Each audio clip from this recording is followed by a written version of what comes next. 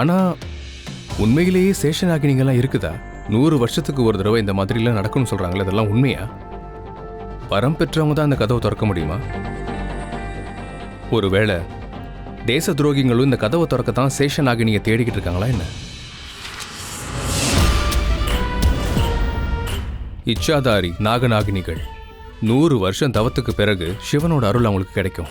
அதுக்கப்புறம் அவங்களால மனுஷனோட உருவத்தை எடுக்க முடியும். இதெல்லாம் உண்மையா? 100 வருஷம் தவம் பண்ணா நாகத்துக்கு சிவபெருமானோட அருள் கிடைக்குமா? அப்ப இந்த நாகினிகளால மனுஷ ரூபத்தை எடுக்க முடியுமா? அப்படின்னா இந்த சேஷநாகினிகள் இருக்கிறது உண்மையா? உண்மையிலேயே அவங்களுக்கு சிவபெருமானோட அருள் கிடைக்குமா? உண்மையிலே அவங்களால மனுஷ ரூபத்தை எடுக்க முடியுமா என்ன? எல்லா கேள்விக்கான பதிலும் இந்த கோவில தான் கிடைக்கும். 100 வருஷத்துக்கு அப்புறம் அந்த கதவு திறக்குமா என்ன? ஆனா அந்த நாள் நெருங்க போகுதே. சேஷநாகினி, கோடிக்கணக்கான மக்கள் இந்த கோவிலுக்கு பூஜை பண்ண வருவாங்க. சேஷநாகினி. ஆனா இந்த செத்து போன 5 பேருக்கும் சேஷநாகினிக்கும் என்ன சம்பந்தம்? நாகினி உண்மைதான், நான் தான் அதை பார்த்திருக்கேனே. என் முன்னாடி வந்தது நாகினியே தான். அந்த நாகினியோட தேவை என்ன? ஆனா எனக்கு ஒண்ணு புரிஞ்சு போச்சு. அந்த 5 கொலைகளுக்கும் இந்த நாகினிக்கும் அந்த கோவிலுக்கும் சம்பந்தம் இருக்கு.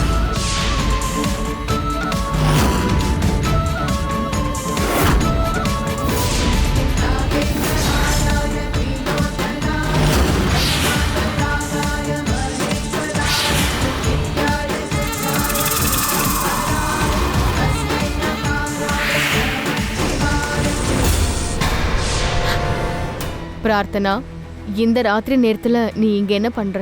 அது நான் உங்களை தான் தேடி வந்தேன். நான் உங்களுக்கு தேங்க்யூ சொல்லலான்னு வந்தேன். ஏன்னா நீங்க முன்ன பின்ன தெரியாத எனக்கு வீட்ல இடம் கொடுத்துருக்கீங்க. நீங்க செஞ்ச இந்த உதவிய முன்ன பின்ன தெரியாதவ இல்ல, நீ என் பொண்ணு. அதாவது என் பொண்ணு மாதிரி. என் தலையெழுத்து இப்படி இருக்கே, என்ன நிலைமை இது? என் பொண்ணு கிட்ட என்னால உண்மையை சொல்ல முடியல. சார் எப்பவுமே இப்படிதான் நடு ராத்திரியிலையும் ஸ்டடி ரூம்ல இருப்பாரா? ஆமா, எப்பவும் வேலையில பிஸியா இருப்பாரு. இப்ப அவரு எதை பத்தி தேடுறாருன்னு எனக்கே தெரியல. சரி, அதெல்லாம் நீ விடு. நேரமாச்சு, போய் படுத்து தூங்கு.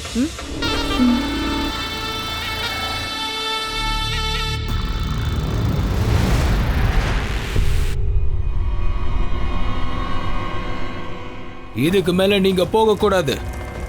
நாங்க உங்களை விட மாட்டோம். ஏன் போக முடியாது? ஏன்னா அங்க பாம்புங்க இருக்குது.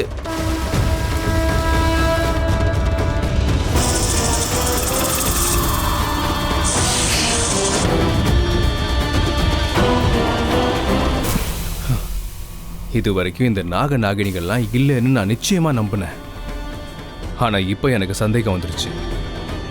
என்னோட சந்தேகம் தீரணும்னா நானே அங்க போய் நேர்ல விசாரிக்கணும். என்னாச்சு? ஓ காட், லேட் ஆயிடுச்சு. அஞ்சனா, என்னாச்சு? ஏன் கத்துன? அம்மா, எனக்கு இன்னைக்கு சடங்கு இருக்குல்ல, நான் மறந்தே போயிட்டேம்மா. நல்லா தூங்கிட்டேன், லேட் ஆயிடுச்சுமா. சரி சரி, போய் ஃப்ரெஷ் ஆகு, நான் ரெடி பண்றேன். ஓகேம்மா, நான் ரெடி ஆயிட்டு வரேன்.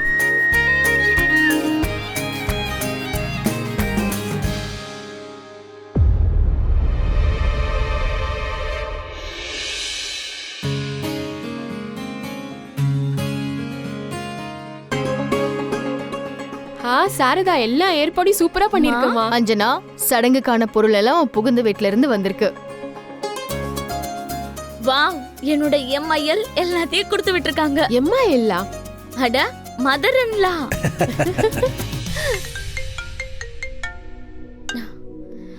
Hi aunty. ஆமா ஆண்டி, எல்லாமே வந்திருக்கு. Thank you so much.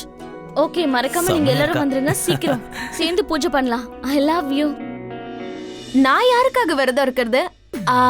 வரலட்சுமி நோம்புல என்னோட காதல் ஹீரோ கார்த்திக் ஆரியனுக்காக நான் இருக்க போறேன். நானும் தான் இளைய தளபதி விஜய்க்காக இன்னைக்கு நானும் விரதம் இருக்க போறேன். Very good. ஆக்சுவலி நான் எப்பவும் ருத்ராக்காக தான் ஃபாஸ்டிங் இருப்பேன். அதனால தான் அவன் எனக்கு கிடைச்சிருக்கு. பிரார்த்தனா, இப்ப நாங்க இத கேட்க கூடாது. நாங்க ஃபாஸ்டிங் இருக்கிறோம், நீயும் இருக்கிறியா? இல்ல, நான் எதுக்கு? அட, சிங்கிள் கேர்ள்ஸ் கூட விரதம் இருக்கலாமா?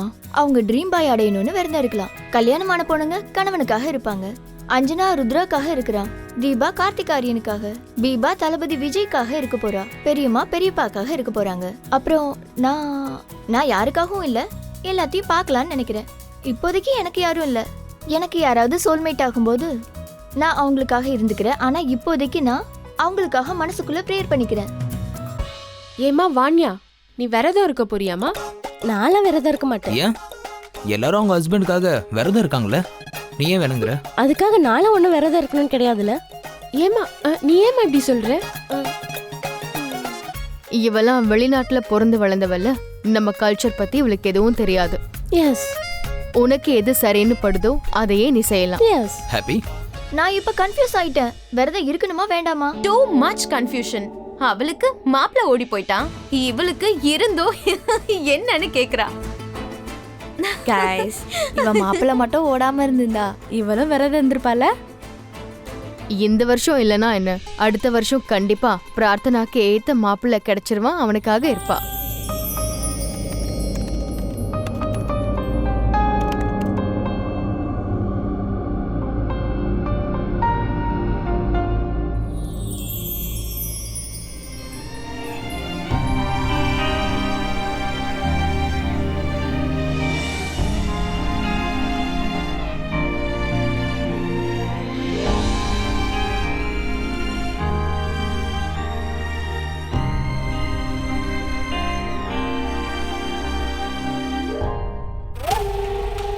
இந்தாம்மா டீ.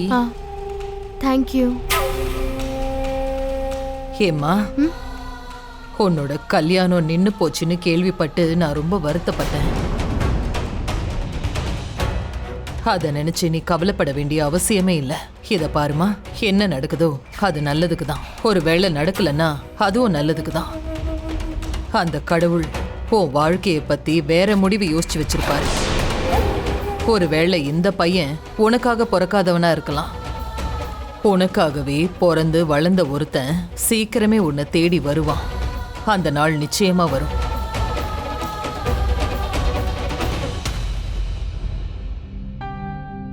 என் பார்வை ஏன் திரும்ப திரும்ப அவன் மேலே போகுது?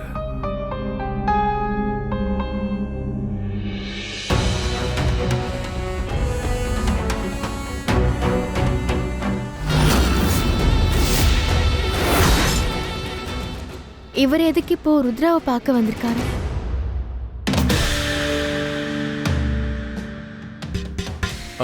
சார், நீங்களா?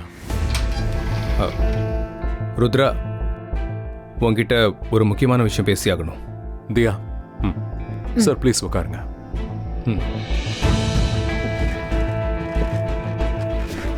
சார். ருத்ரா, இந்த நாக மாளிகை இருக்குல்ல, அதை பத்தி ஒரு முக்கியமான விஷயம், ஒரு ரகசியம் இருக்குது. நம்மளால நினைச்சு பார்க்க முடியாத அளவுக்கு ஒரு ரகசியம். சார் ப்ளீஸ் கொஞ்சம் தெளிவா சொல்லுங்க சார். சொல்ற ருத்ரா, ஆனா இப்போ இல்ல. ஏன்னா அது என்னன்னு நான் முழுசா கண்டுபிடிச்சா. சார் நீங்க என்கிட்ட இப்ப சொல்லலாமே சார். ருத்ரா, நான் தான் சொன்னேன்ல, அது இப்போ வேணாம். But I'm sure. ஏன்னா அவங்க மறைச்சு வச்சிருக்க இந்த ரகசியம் இந்த உலகத்தோட மிகப்பெரிய ரகசியம். நம்ம அதை பார்த்ததும் இல்லை, கேட்டதும் இல்லை. நான் முதல்ல அந்த இடத்துக்கு போய் இன்வெஸ்டிகேட் பண்ணுறேன். அதுக்கப்புறம் உங்ககிட்ட எல்லா விஷயத்தையும் சொல்கிறேன், சரியா?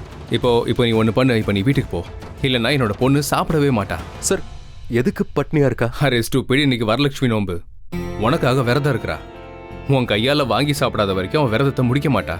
இன்னும் ஏகப்பட்ட சடங்குகள்லாம் இருக்குல்ல. சரி, நான் ஒன்று பண்ணுறேன். இப்போ நான் கிளம்புறேன், நீயும் கிளம்பு, சரியா? நானும் உங்க கூட வரலாமா ப்ளீஸ்? ருத்ரா, நான் தான் உங்ககிட்ட சொன்னேன்லம்மா. இப்போ நீ வீட்டுக்கு கிளம்பு. I'll call you. நீ கிளம்பு, சரியா? நானும் கிளம்புறேன். ஏய், பார்த்து பார்த்து. சாரி.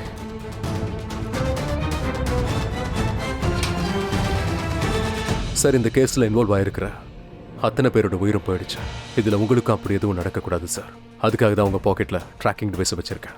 அதனால நீங்கள் எங்கே போகிறீங்க, என்ன மறைக்கிறீங்கன்னு எல்லாத்தையும் கண்டுபிடிச்சிருவேன்.